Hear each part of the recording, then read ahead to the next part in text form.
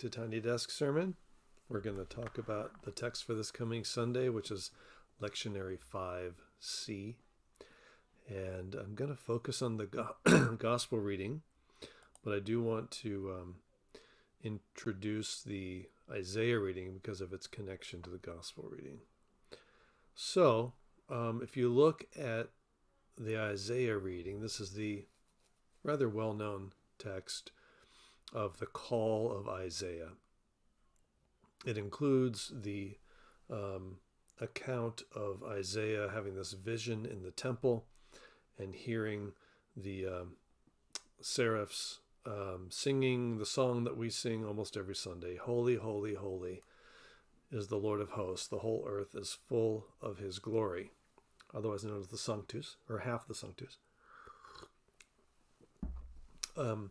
And then I've preached on this a number of times, how important this text is and how this triple holiness of God is meant to convey a holiness that is so superlative and completely other that God is seen as something completely other than us.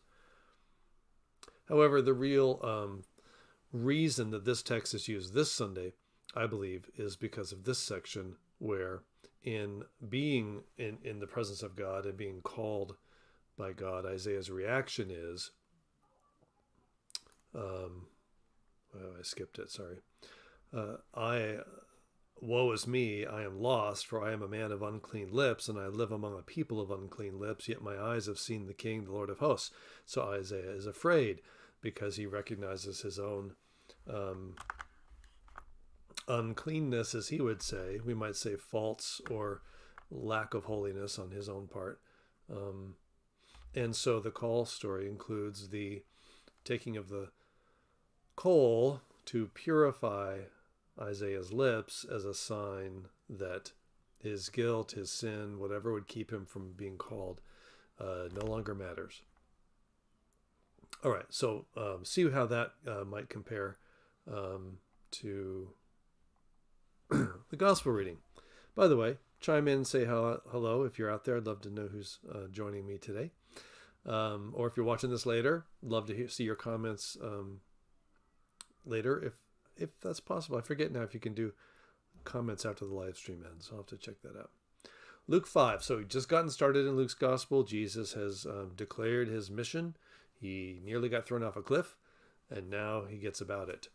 So once, while Jesus was standing beside the lake of Gennesaret, and the crowd was pressing in on him to hear the word of God, he saw two boats there at the shore of the lake. The fishermen had gone out of them and were washing their nets. He got into one of the boats, the one belonging to Simon, and asked him to put out a little way from the shore.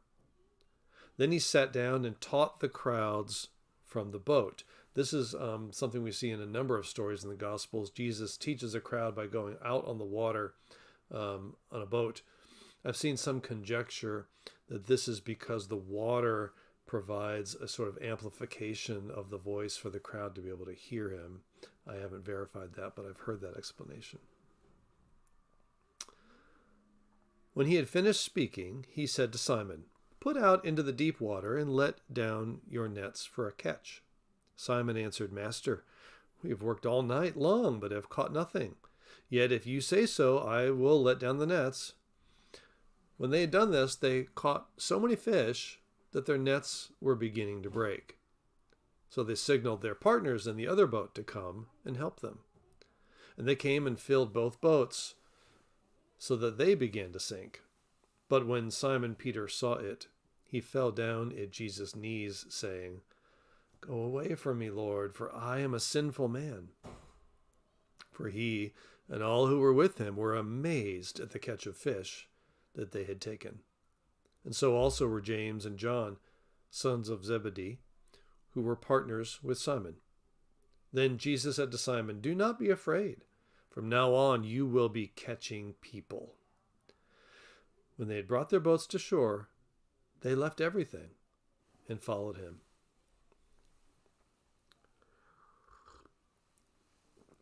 All right, so you can see the connection to Isaiah, where Peter is Simon, who is called Simon and then curiously called Simon Peter, even though he hasn't been nicknamed Peter yet,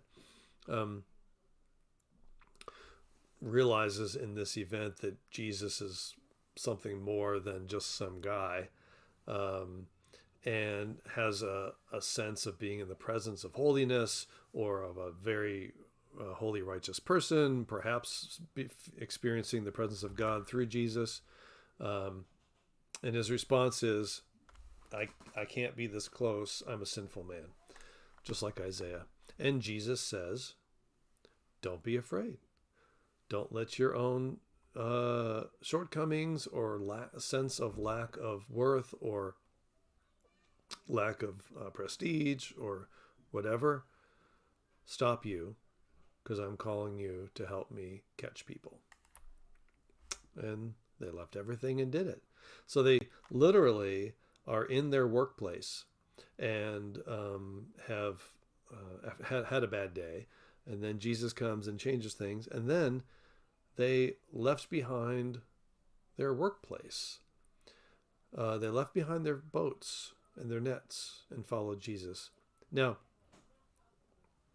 sometimes this, I think, is sending the wrong message to most folks. It almost sounds like everyone should give up their job or their day-to-day vocation and become a missionary or an evangelist or something.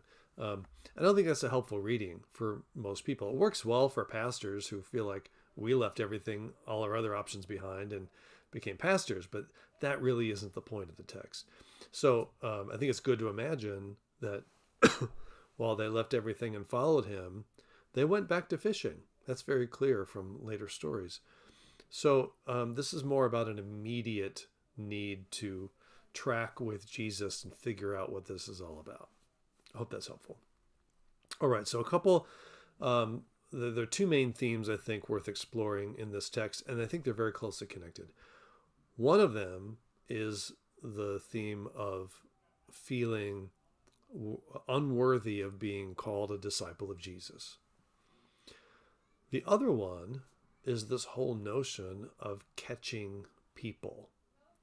This whole idea of evangelism, as we call it today. And that comes with a lot of big questions for a lot of us today. What does that mean? And how might we think about that differently from previous eras of the church? So first of all, again, on the inadequacy part, the unworthiness part, I had some notes I wanted to bring up here that I started working on.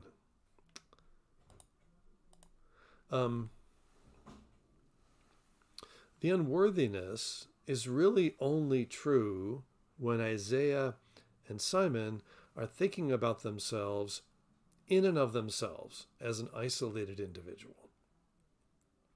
They're only unworthy when they see themselves in that way, apart from God. But in both stories, once they see themselves in relationship to God, and they know what God is able to do, then there's a different kind of worthiness that comes. It's not a worthiness rooted in the self as an isolated individual. It's a worthiness rooted in God's call. Basically, if God says you're worthy to do it, you're worthy to do it. Not because of you, but because of God. And so I think that's where the kind of the good news shift happens in both these texts. It gets anybody called to follow out of themselves and more into God. And then you just stop having to worry about whether you're worthy or not. You know you're not able to pass the certification exam for discipleship. You know that you have flaws and history and problems that make you a questionable candidate. None of that matters when the issue is God's capacity to use us for God's purposes. So I think that's how I go about dealing with the issue of the unworthiness. What about the evangelism side? I'm going to share a video with you of Walter Brueggemann talking about evangelism, because I find he has the most helpful and insightful ways of thinking about evangelism as for the church in a different way from what we might be used to. But the first thing is to see that this very experience of knowing we aren't worthy and yet knowing God is calling us and including us is the heart of the evangel. It is the heart of the good news. So the sense of understanding that we don't own or possess anything about our own status, but it is God given as a gift. Living in that, which keeps us humble, empowers the capacity to share good news with others so that others can say, oh, I'm included too. I'm part of God's plan, not because of something I did to earn it, but because of who God is. So that struggle that is, I think, necessary to go through is essential for good evangelism. And the problem with the history of evangelism in the church is it's not been rooted in that issue. It's been rooted in a much more arrogant point of view that the church holds all the truth and the church has the power to coerce people to be part of the church, and has a message that says if you aren't, you are somehow rejected. That's been a lot of the history of evangelism, as well as I think another difficult aspect of the history of evangelism is the assumption that the church has something to offer other people, but other people don't have anything to offer the church. That's particularly been true in missionary work, where going into other cultures around the world, this idea that we have something to bring for you, we have nothing to learn back from you. Of course, the most effective missionary work has been in this sort of accompaniment model, this mutuality model, that we have this to offer, and you have much to offer us. Let's see what happens when we bring that together. So I think we have a lot of models of evangelism to put behind us, to say that's not what we think it's about. At least I don't think it's what it's about. We have, I think a lot of us in the more progressive churches have a hesitancy or resistance to talking about evangelism because we have a negative connotation about what that is based on what a lot of more, I would say, American evangelical Protestant understandings of evangelism are. That it's about using fear of hell to get you to convert. That it's about exclusion rather than inclusion, and just other kind of theological things that don't quite fully convey the gospel. So I think we need to wrestle with what does it mean that we're supposed to catch people. I like the image of the net as a metaphor because it's not a hook with bait. I like the idea of not baiting people into faith. I like the idea of not hooking people, which is a somewhat violent or physically threatening metaphor. The net is about gathering together. Now, the metaphor has limitations. It's still about catching fish and whatever, but it's not meant to be a metaphor that's taken to the extreme. Obviously, the disciples weren't called to catch people and eat them. Obviously, the disciples weren't called to catch people and kill them. But the net has this kind of gathering metaphor to it in my connotation of it. And I think that gathering of people is a helpful understanding of evangelism. Well, now let me share with you a video from Walter Brueggemann from a conference maybe 10 years ago where he is thinking, he's actually responding to a question during this conference, whatever it was. And he gives some, I think, very helpful insights to how we might think about evangelism. I first heard Walter Brueggemann in person in about 1995 or 6 back at my seminary for a conference, and he presented on evangelism, and it totally changed my whole notion of what evangelism means. Let's see if this is helpful.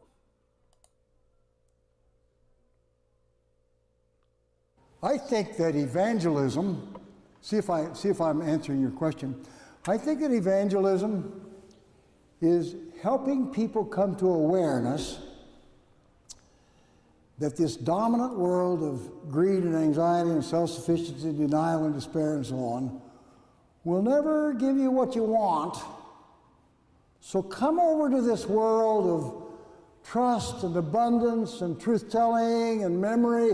Come over to this world that will give you what you want for safety and joy. And, you know, what you're talking about is join the church.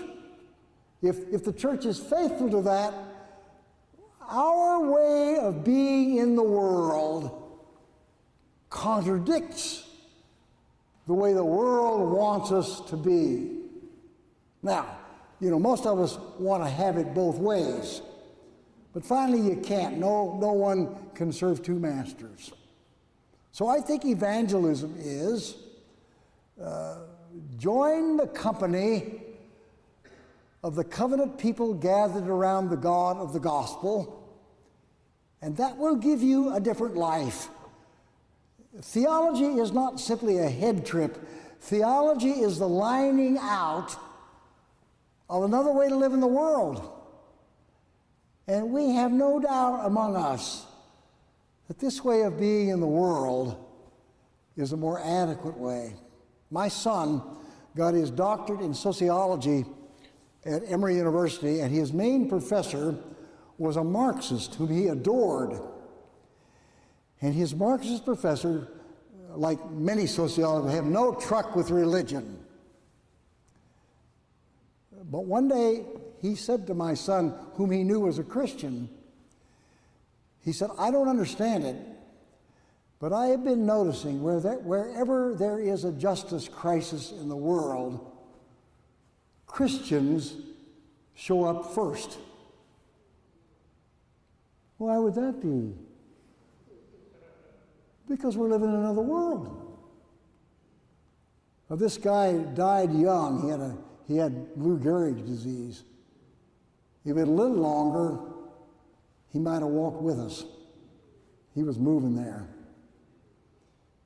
And you see, all this silly atheism of Richard Dawkins and so on, they don't know what we're talking about.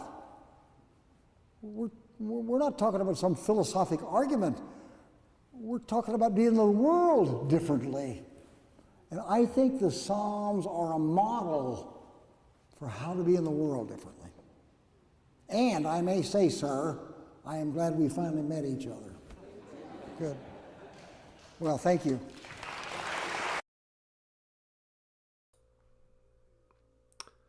All right. So I always find Brueggemann to be insightful and interesting and challenging. And here I think he really touches on a way that we can think about evangelism in the post-mainline, progressive type of church world that a lot of us find ourselves in. And that is, evangelism is an invitation to live in an alternative reality. And that it's an alternative reality that offers a better life than the world's reality of greed, despair, violence, oppression, and always having to win. And a world that creates losers. The world that the church strives to live in, the world of the gospel, is a world of generosity and forgiveness, mercy, peace, justice, inclusion. A world where there are no losers. So, if we think about how we invite people into that world as an expression of evangelism or as an invitation to the good news, one of the key components of that is not trying to get other people to change as much as it is continuing to be self-aware of how we as the church are living in the world. Are we living in a way that witnesses to the gospel? Do we exhibit such trust in God that our generosity, our care for our neighbors, our showing up first when there's injustice in the world, as Brueggemann said, is transparent. So often the key to any conversation about evangelism is simply living the gospel. If the church does not live the gospel, its witness is not only ineffective, but is hypocritical. So much of the work to do is to keep thinking about, are we transparently living this alternative reality in a world filled with a reality that is ultimately causing people harm and death? And to do it joyfully, to do it with a sense that this really is the life that God intends us to have, to receive as a gift and to share together. So to me, if we're talking about casting a net, casting a wide net, is to gather people into this alternative vision. And to know that none of us do it perfectly. We aren't worthy of being the bearers of this alternative vision. But that makes the bearing of the alternative vision all the more effective, because we do it knowing it's not coming from us. That's my take on evangelism based on this text. The last thing I'll say about the text that I like in terms of language and imagery is, put out into the deep water and let down your nets for a catch. So I hear from that a slight criticism that maybe they were fishing in shallow waters. And that metaphor for me, fishing in shallow waters versus deep waters, is very relevant to how we think about what the church's ministry is. Do we spend too much time in the shallow waters and trying to invite people into a shallow understanding of the faith, which is maybe just too rooted in institutionalism or tradition that isn't being renewed into our sort of political arguments, our all those things? Or are we ourselves hanging out in the deep water of finding a deep, profound trust in God, and that love is our foundation for everything? People are going to be drawn to the depth, I think, more than the shallow. So we need to focus on that and work on that together. So thank you for joining me for that. We have a winter storm coming tomorrow. We pray it is not a repeat of last year. It doesn't look like it will be. And let's hope that our state power grid is well prepared, although it's questionable whether it is. So I hope everybody fares well tomorrow. I will have the next adult forum on Zoom tomorrow night. This is the continuation of the Carl Jung and Christian spirituality conversation we're having. Great thing about Zoom is even in a winter storm when we can't get out, we can gather together and enjoy that kind of fellowship. So I hope you consider joining me tomorrow night at 7. The link to that Zoom is in our weekly emails every week at the bottom. And if you don't get those, you can sign up on our website where it says communications sign up on the right side. And if you need any other information about the Zoom link or about signing up for our communications, please feel free to contact me, and I'd be happy to share that with you. All right. Hope we get to see you Sunday, whether in person or on live stream. And in the meantime, let's ponder how to live the alternative reality, which is the good news.